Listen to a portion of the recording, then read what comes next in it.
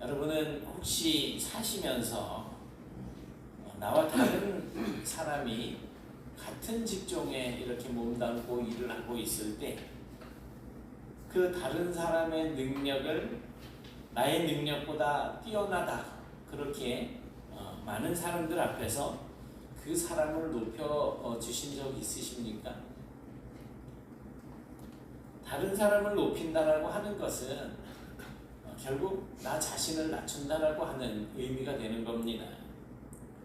그리고 그렇게 나를 낮춘다라고 하는 것은 우월하고 월등한 존재를 선호하고 또 차등한 존재나 남보다 뒤처지는 존재에 대해서는 눈길도 잘 주지 않는 그런 이 세상에서 쉽게 할 수 있는 일은 아닐 것입니다. 그래서 누군가 나보다 뛰어난 사람이 있으면 음해하고 깔아뭉겨가지고 어떻게 해서든지 깎아내리려고 하는데 그게 이제 이 세상에서 일어나고 있는 모든 곳에서의 경쟁이라고 우리가 말하는 것들입니다. 그리고 그 경쟁의 끝에는 반드시 우승자 또는 최후의 한 사람만이 남는 것을 보게 됩니다. 그리고 그 경쟁에 참여하는 모든 사람들의 목적은 뭘까요? 올림픽에 출전하는 사람들의 목적이 뭘까요? 월드컵에 나가가지고서 축구를 하는 사람들의 목적이 뭐예요? 당연히 승리이고 또 최고가 되려고 하는 것 아니겠습니까? 그런데 오늘 본문에 나오고 있는 세례 요한은 수많은 사람들 앞에서 자신보다 예수를 높이면서 오히려 자신은 예수에 비하면 무가치한 존재라고 이런 고백을 하고 있습니다. 어떻게 그럴 수가 있을까요? 많은 사람들에게 인기를 끌고 있던 세례 요한이 이제 요한이 세례를 베풀면서 광야에서 외치는 자가 되어가지고 세례를 베풀 때에 수많은 사람들이 몰려들었어요. 저 사람이 메시아인가 보다.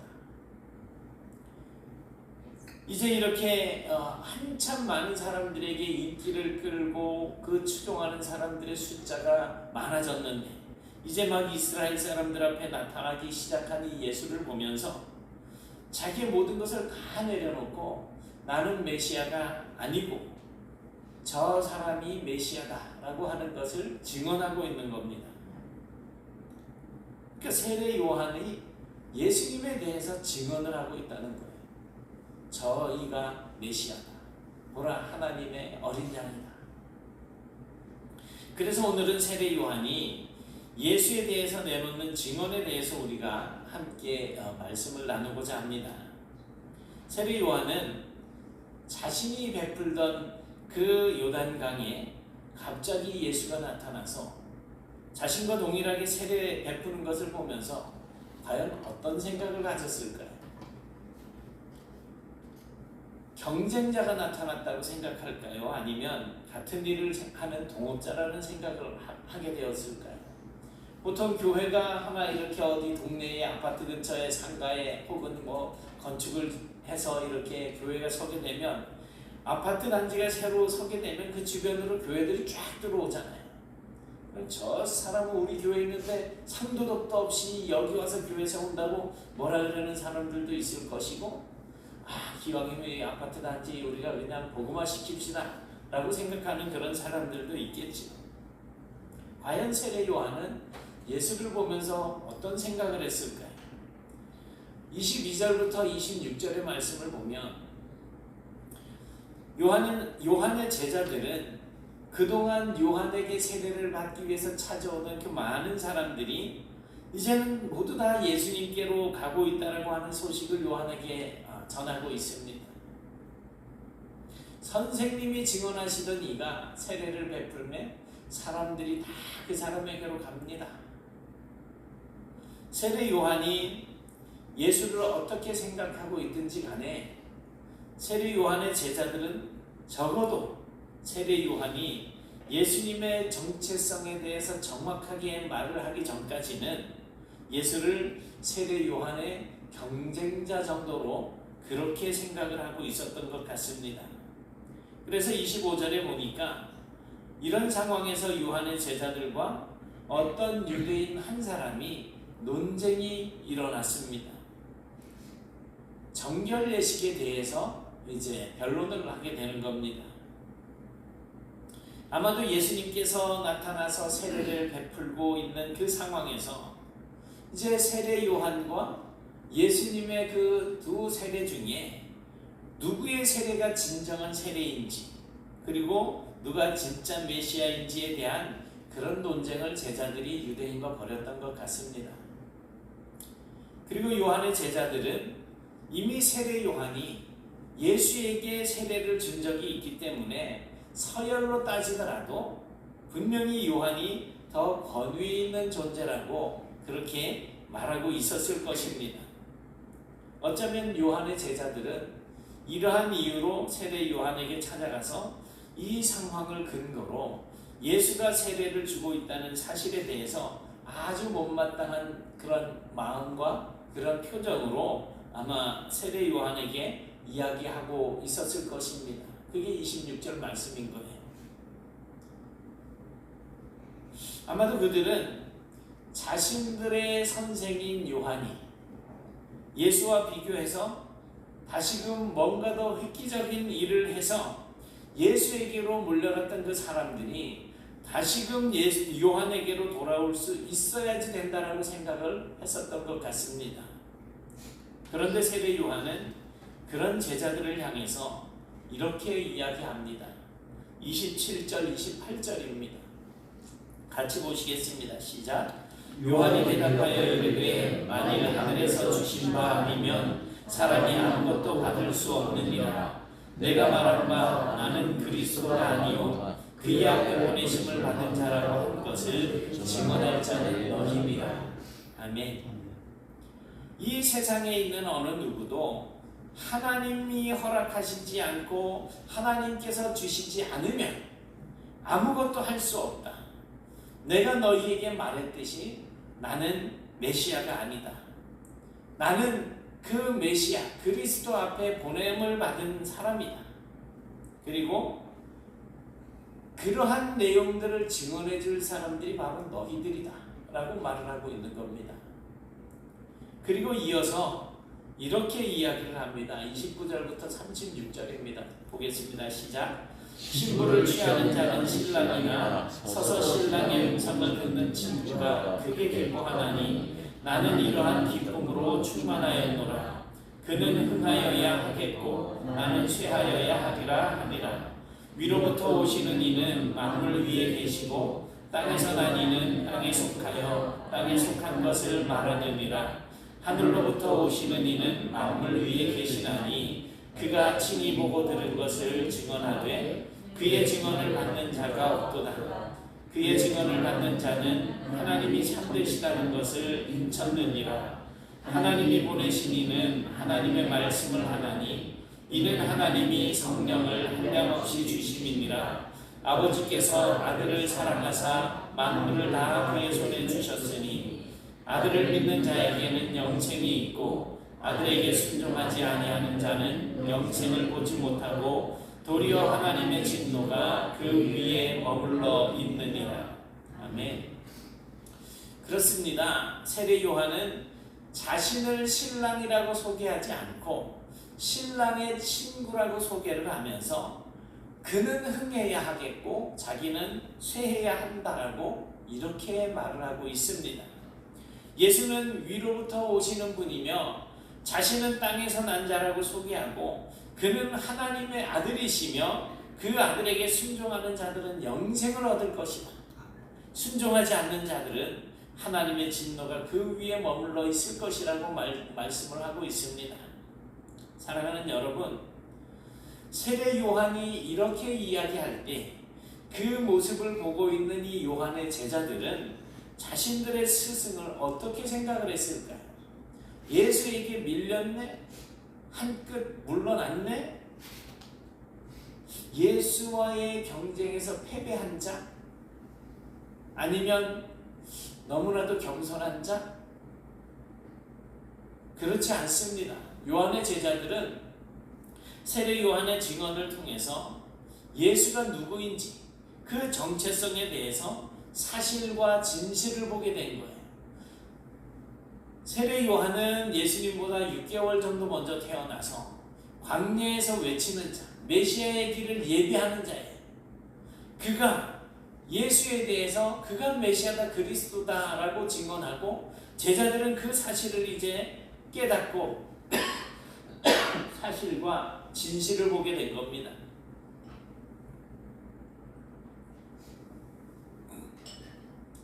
왜냐하면 세례 요한이 자신보다 예수를 높이는 자세는 어떤 일반적인 겸손이나 또는 패배자의 모습이 아니라 하나님을 하나님으로 증언하는 순간이었다라고 말할 수 있기 때문입니다. 그걸 뭐라고 표현을 하느냐 하면 신랑의 옆에 들러리로 서 있는 신랑의 친구들이 그 기쁨에 동참하고 있는 것으로 이야기를 하고 있는 거예요. 세례 요한은 예수님이 사람이 아닌 하나님의 아들, 그러니까 하나님의 본체로 이해하고 있습니다. 그래서 요한은 요한복음 전체를 통해서 예수님을 하나님이라고 표현을 하면서 그 존재 앞에서 자신을 낮추고 있는 거예요. 그래서 요한복음은 다른 마태, 마가, 누가복음보다 특이한 점이 뭐냐면 예수님의 신성을 강조하고 있다는 것입니다. 그리고 세례 요한의 제자들은 그러한 세례 요한을 통해서 예수님의 정체성을 바로 보게 되었다는 것입니다. 여러분, 우리는 세례 요한의 제자들이 그러했던 것처럼 예수에 대한 세례 요한의 이러한 태도와 관점을 우리가 바르게 이해하는 것이 필요합니다. 그리고 바로 그 요한의 관점을 배워야 할 것입니다. 세례 요한에게는 정말 수많은 제자들이 있었을 것입니다. 회개의 세례를 베푸는 그 요한에게 많은 사람들이 와서 세례를 받으면서 자신들이 하나님 앞에 돌이키기 위해서 얼마나 애를 썼겠습니까? 그들은 세례 요한을 열심히 따라다니면서 하나님의 나라를 배우면서 그를 메시아라고 생각을 했었을 것입니다. 하지만 요한은 그런 제자들의 희망사항을 스스로 부인하면서 절대로 나는 메시아가 아니라고 그렇게 부정을 하고 있습니다. 아니, 오히려 지금 자신이 활동하고 있는 이 지역으로 들어와서 세례를 베풀고 있는 저 예수가 바로 하나님의 아들이시며 메시아라고 그렇게 증언을 하고 있는 것입니다. 그러니 요한의 제자들은 요한의 증언을 통해서 배울 수 있어야 하는 것입니다. 또한 오늘을 살아가는 우리들도 물론 세상을 사는 것도 분명히 배워야 하겠지만 성경을 통해서 세례 요한과 같은 이 하나님의 나라를 향한 안목도 배워야 할 것입니다. 오늘 이 세례 요한과 같은 이러한 안목, 이러한 관점을 가지고 정말 하나님의 뜻을 알아가는, 그리고 예수 그리스도를 온전하게 알고 섬기는 그런 성도들이 되실 수 있기를 축복합니다. 아멘. 여러분, 이런 세례 요한의 증언을 들은 이 제자들은 그 행동이 과연 어떻게 바뀌었을까요? 그것을 시간적인 문제로 한번 살펴보겠습니다. 먼저 24절에 보니까 지금까지 살펴왔었던 이러한 일들은 세례 요한이 아직 옥에 갇히기 전의 일이었습니다. 하지만 얼마 후에 요한은 헤롯 안티파스, 그때 당시 헤롯 왕에게 잡혀서 마케루스 감옥에 갇히게 되고 결국 참형을 당하게 됩니다. 누가복음 9장 36절을 보면 요한이 죽고 난 이후에 요한을 따르던 많은 사람들이 마치 목자를 잃은 양과 같이 그렇게 흩어져서 떠돌아다니고 고생을 했다라고 말씀을 전해주고 있습니다. 세례 요한을 잃은 충격에 그를 따르던 많은 사람들이 마치 목자를 잃은 양들처럼 이리저리 방황을 했다는 거예요. 그러나 그 무리들은 이 세례 요한의 증언을 듣고 이제 예수께서 전하시는 하나님의 나라를 듣기 위해서 몰려들기 시작한 것입니다. 그 수많은 사람들이 예수님 앞으로 몰려들었던 사건이 뭐가 있나요? 오병이어의 사건, 장정만 5천 명이 먹고 12바구니가 남는 그 사건이 있었잖아요. 그 사람들이 예수님이 산에 올라가서 복음을 하나님의 말씀을 전하는데 어디서 그렇게 벌떼같이 그렇게 몰려들었겠어요? 요한의 증언이 작용을 한 겁니다. 예수님께서는 그렇게 모인 사람들을 보시면서 불쌍히 여기셨대요. 목자 잃은 양처럼 방황을 하고 있는 그들을 불쌍히 여기셨어요. 그리고 그들을 위해서 쉬지 않고 하나님의 나라에 대해서 가르치셨습니다. 얼만큼 가르쳤어요? 이 사람들이 아침부터 말씀을 듣고 해질녘에 집으로 돌아가기 전에 허기져서 쓰러질까봐 먹을 것을 줘서 보내야지 될 만큼 오랜 시간 하나님의 나라에 대해서 예수님이 강론을 해주신 거예요.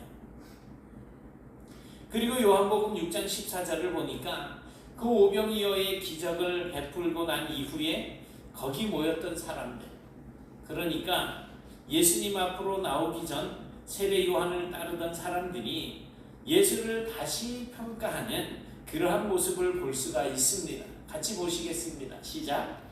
그 사람들이 예수께서 행하신 이 표적을 보고 말하되 이는 참으로 세상에 오실 그 선지자라 하더라.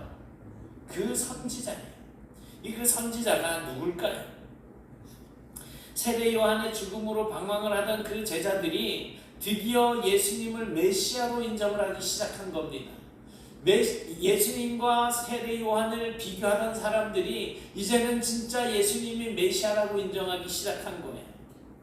그 선지자는 신명기에서 언급되었던 모세와 같은 선지자를 의미하는 거예요. 이 선지자는 이스라엘을 구원하기 위해서 하나님께로부터 보냄을 받은 선지자를 말씀하는 것입니다. 그래서 보통 성경에서 이 모세와 같은 선지자, 하나님께서 보내신 그 선지자를 그 선지자라고 그렇게 관용구로 사용하고 있는 것입니다.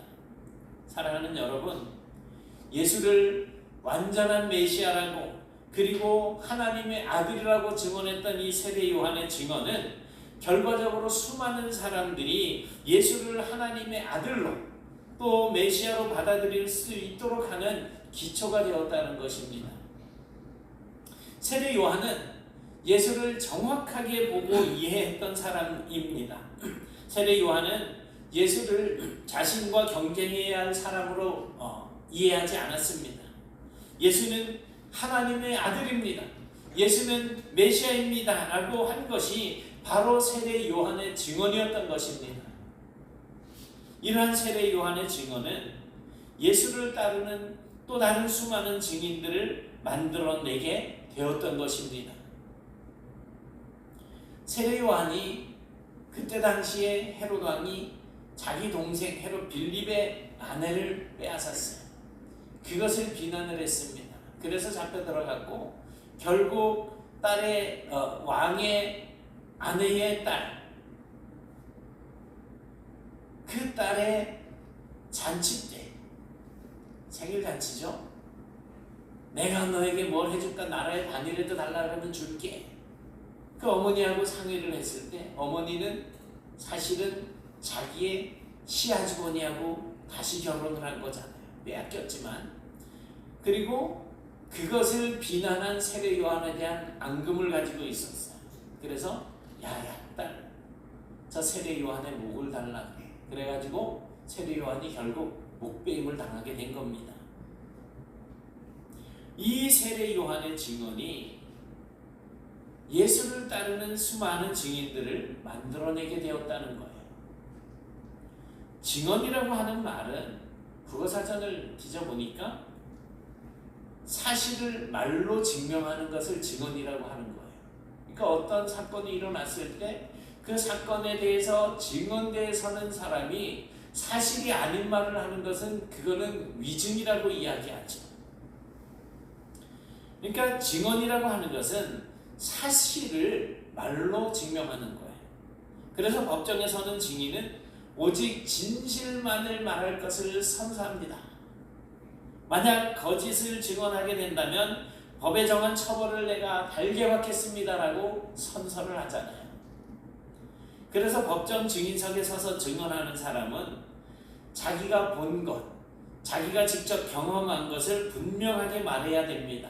그렇지 않고 혹시 그랬을 것 같습니다, 이런 사실이 아니라 자기의 추측성으로 저 사람이 범인일 것 같습니다, 저 사람이 범인이 아닐 것 같습니다 라고 증언을 하면 결국 큰일을 겪게 될 수도 있는 거예요. 여러분, 증인이라고 부를 수 있는 사람은 자기가 명확하게 알고 있고 또 경험한 것을 분명하고 정확하게 말할 수 있는 사람입니다. 세례 요한이 그랬고 또 예수님을 따랐던 많은 무리가 그랬던 것처럼 이제는 예수를 경험하고 예수를 체험하고 예수님과 개인적인 이런 교제를 나누고 있는 우리가 바로 예수를 증언하는 증인들이 되어야 할 것입니다.